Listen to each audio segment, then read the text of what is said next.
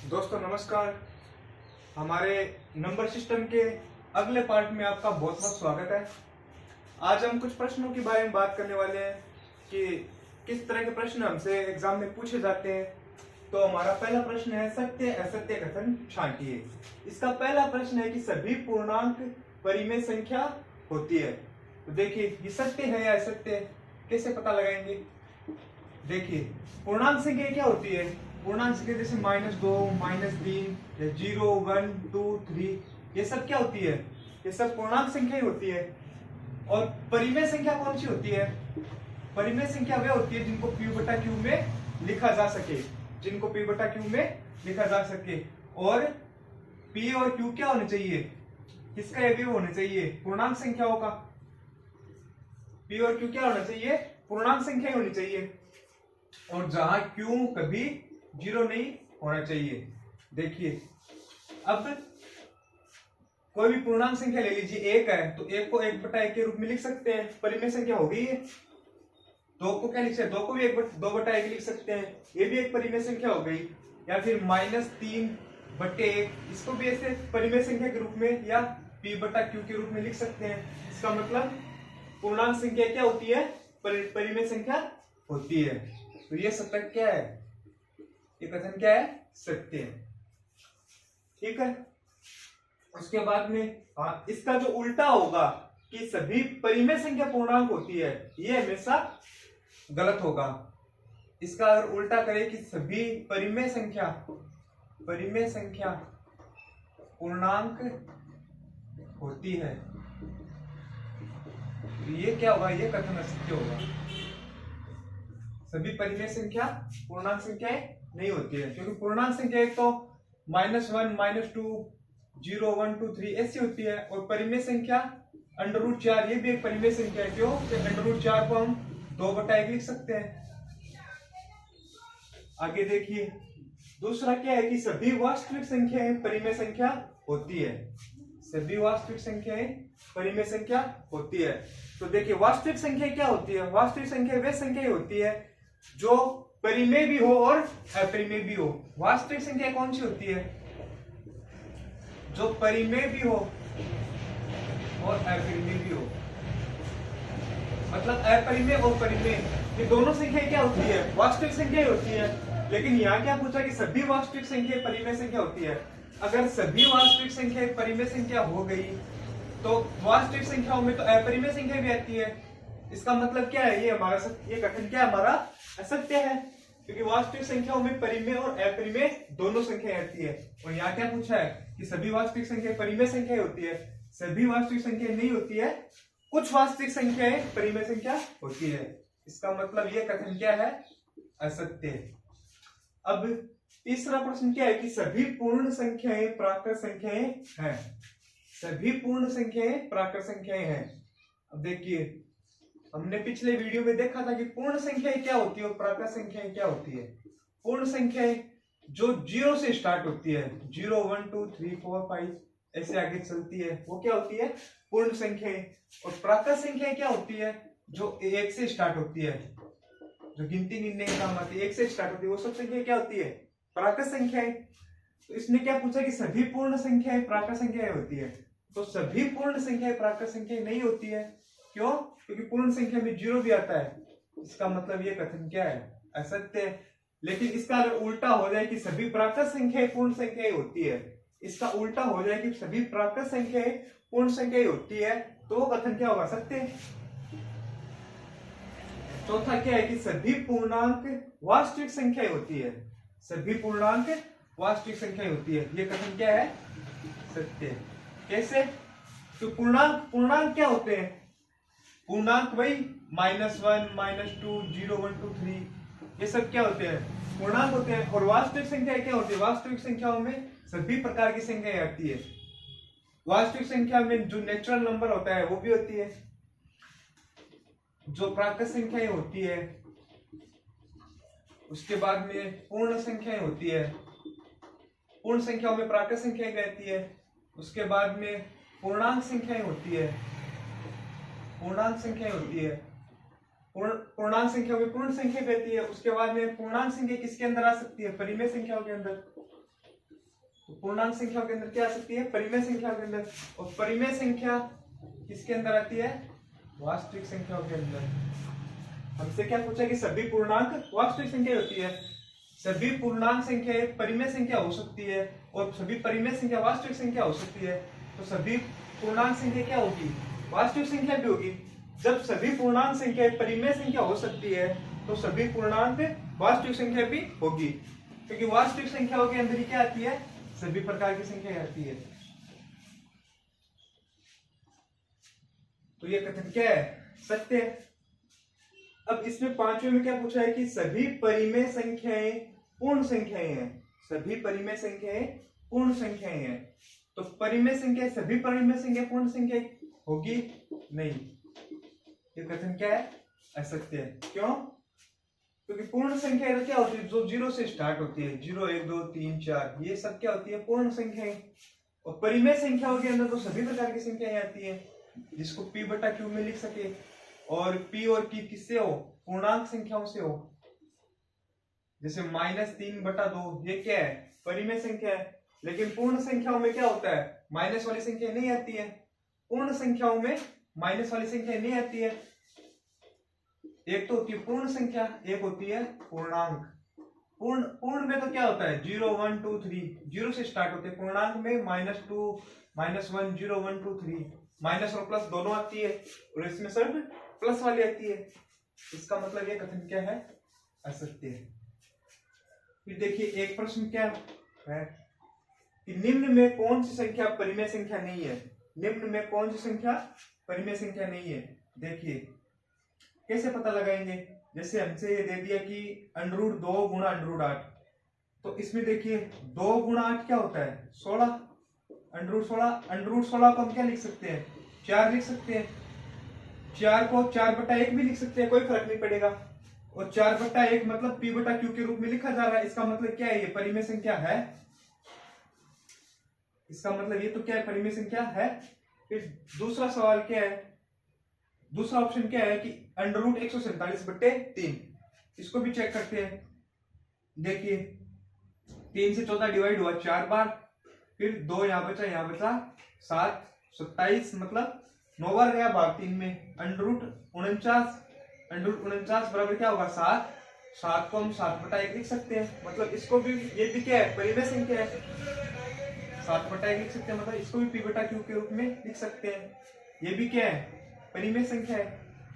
फिर देखिए √11 माइनस √12, ये परिमेय संख्या नहीं है। ये क्या है? अपरिमेय संख्या। तो हमारा उत्तर सी होगा।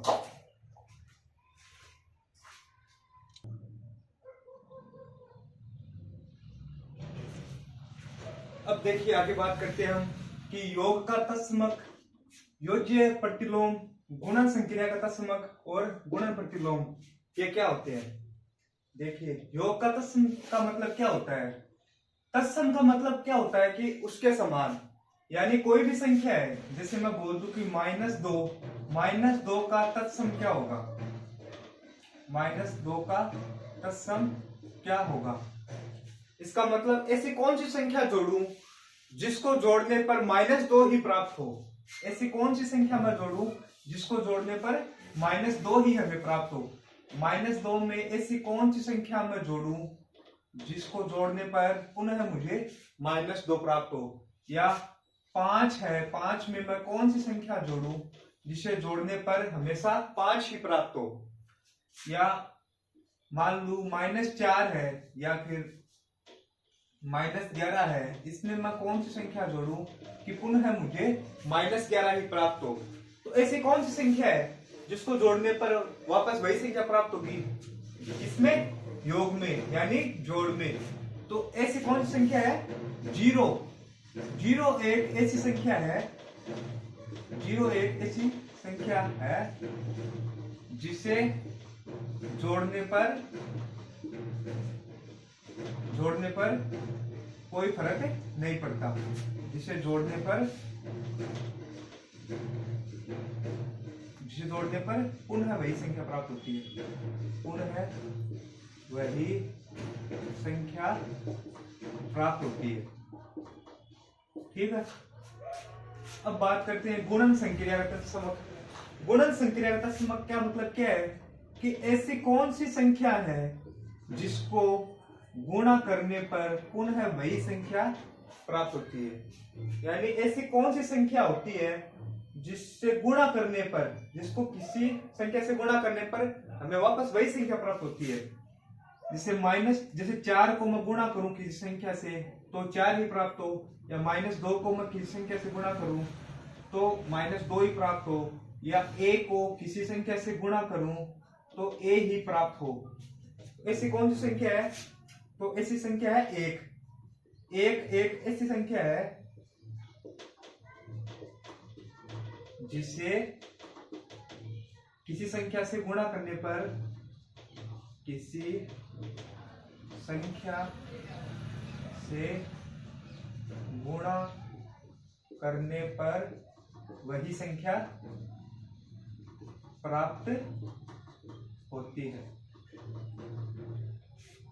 ठीक है।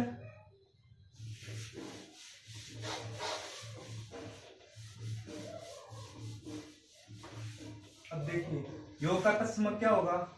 तो योग का तत्समक क्या होगा? 0। योग का तत्समक होगा 0। योग का तत्समक तो क्या होता है? 0 होता है। और गुणन संक्रिया का तत्समक क्या होता है? गुणन संक्रिया का तत्समक हमेशा क्या होता है? हमेशा 1 होता है। ठीक है। इसमें एक अपवाद है, वो क्या है? 0 का तत्समक, 0 का तत्समक क्या होता है?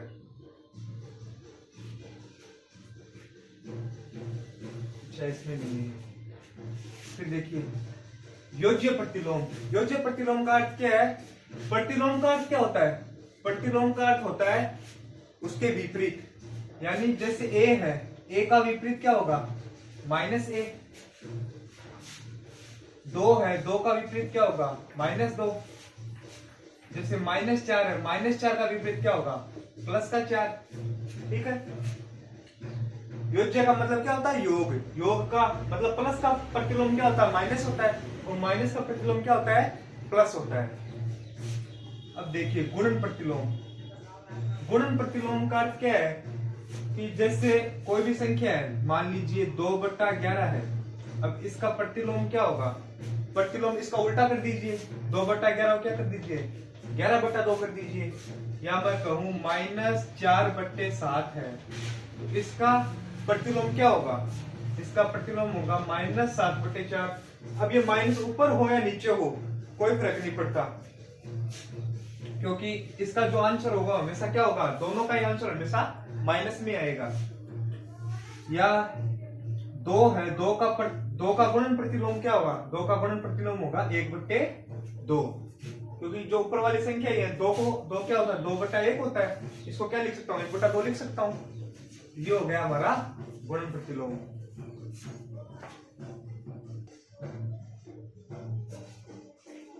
आगे देखिए, हमने जो अभी पढ़ा है कि गुणन संक्रिया या योग का तत्समक अवयव क्या होता है, उसके बारे में क्या प्रश्न हमसे पूछा जा सकता है।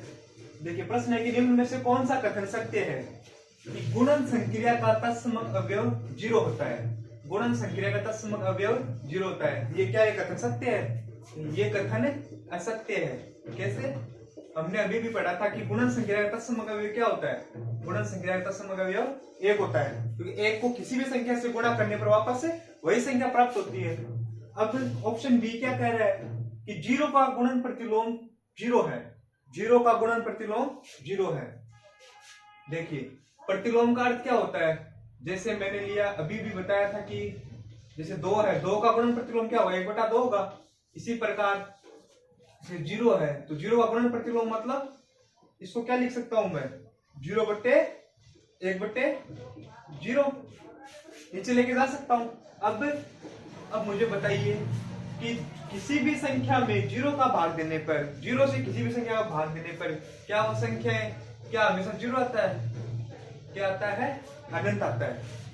0 से किसी भी संख्या में भाग देने पे क्या आता है? अनंत आता है। या इसे क्या लिख सकते हैं कि परिभाषित नहीं है। ये क्या है? अपरिभाषित है। ये भी क्या है? सत्य है।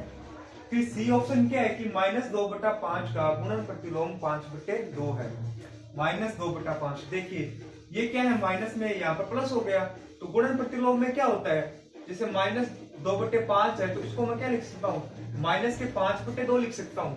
माइनस का चिन्ह तो ऐसे का ऐसा रहेगा, लेकिन जो नीचे है वो ऊपर चला जाएगा और जो ऊपर है वो नीचे आ जाएगा। ये भी क्या है? ये भी असत्य है। ये तीनों कथन असत्य है। चौथा क्या पूछा है कि 1 व -1 ऐसी संख्याएं हैं जिनका गुणन प्रतिलोम भी वही है। देखिए कैसे ये बोल रहा है कि 1 और -1 ऐसी संख्याएं हैं जिनका गुणन प्रतिलोम भी वही है। यानी 1 का गुणन प्रतिलोम 1 होता है। ये इसका कहने का अर्थ क्या है? 1 का गुणन प्रतिलोम 1 होता है। कैसे? भाई गुणन प्रतिलोम का अर्थ क्या होता है? बट्टे में जैसे 1 है, 1 का गुणन प्रतिलोम क्या होगा? 1/1। 1 को नीचे लेके जा सकता हूँ तो क्या आएगा? बराबर में 1 ही आएगा। या इसने क्या बोला है कि -1 का गुणन प्रतिलोम, -1 का गुणन प्रतिलोम, तो क्या लिख सकता हूँ इसको? -1 क्या लिख सकता हूँ? नीचे बट्टे में लेके जाऊंगा 1/-1 और 1/-1 बराबर भी क्या होता है? -1 ही होता है। इसका मतलब ये सत्य, ये कथन क्या है? सत्य है। इसका मतलब ये कथन क्या है? हमारा सत्य है। ठीक है, इस तरह से हमसे प्रश्न पूछा जा सकता है।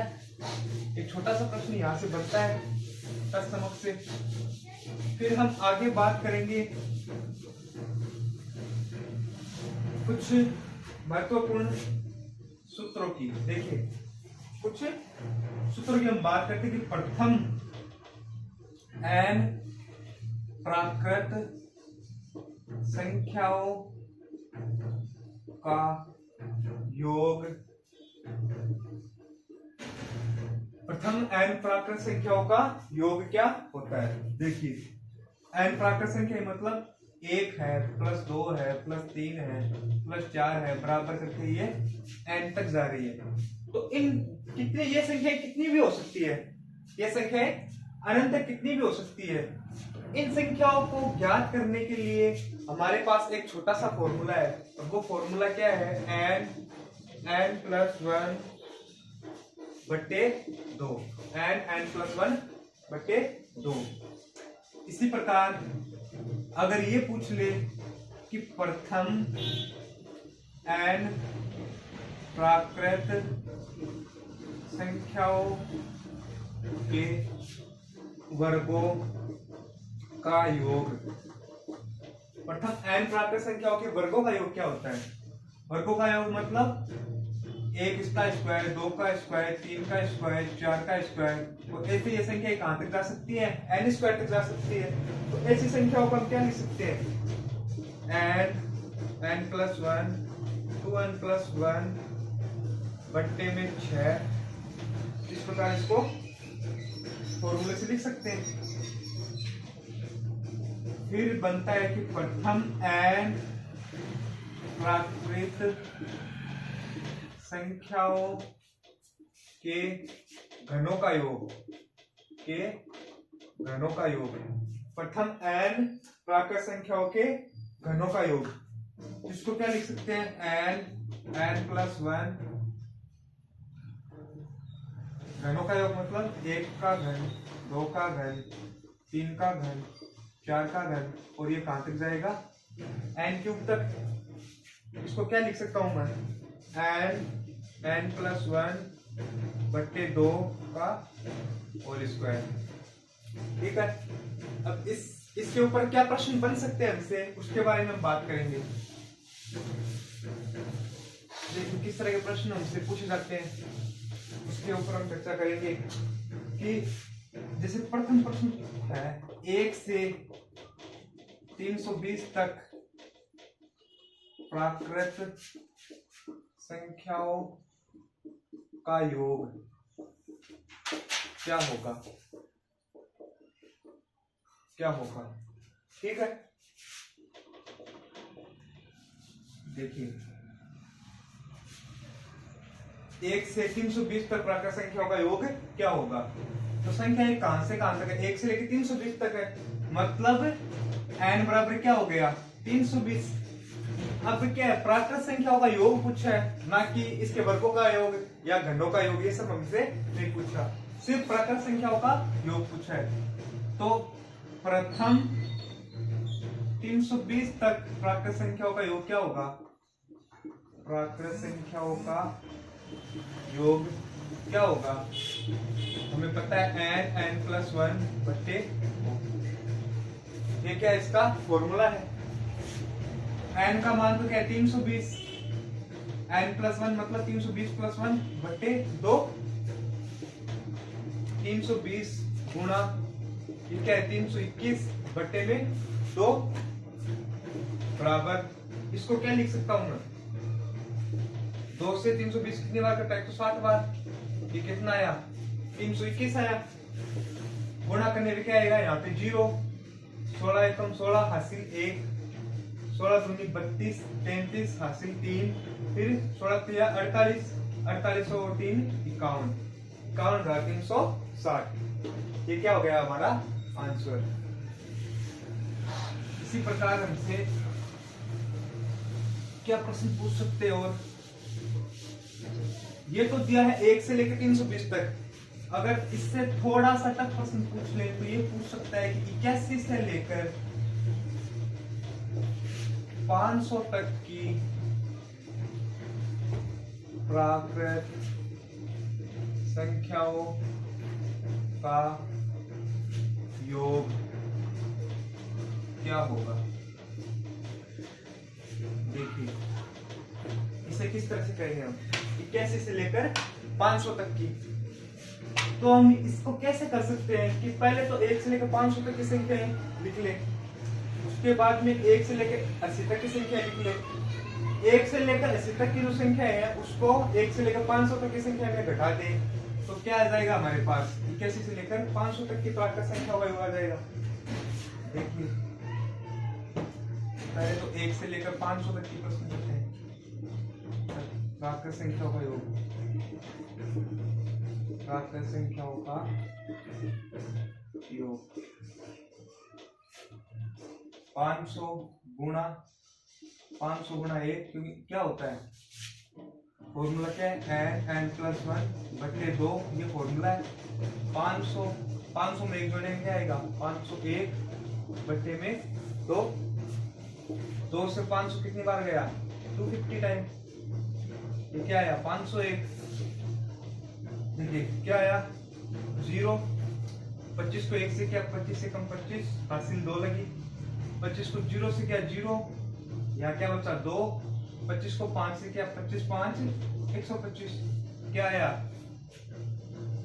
125 से 250, 1,25,250। अब क्या करेंगे? अब 1 से लेकर 80 तक संख्या लिखेंगे। 1 से लेकर 80 तक संख्याओं का योग, 1 से लेकर 80 तक की संख्याओं का योग क्या होगा? 80 गुणा 81 बटे 2, क्या जाएगा यहाँ पर? 0। 8 को 1 से किया 8, 8 को 8 से किया 64 बटे में 2, यहाँ क्या आएगा? 3 2 4 0, 3,240। तो हमारे पास 1 से लेकर 500 तक संख्या तो ये है, और 1 से लेकर 80 तक संख्या का योग क्या है? 3240। अब बड़ी वाली संख्या में छोटी वाली संख्या घटा दे तो हमारे पास इसका आंसर आ जाएगा। क्या आ जाएगा? 125। 250 में से क्या घटाएंगे? 3240 घटा देंगे, क्या आएगा? 0 1 0 और 122। ठीक है।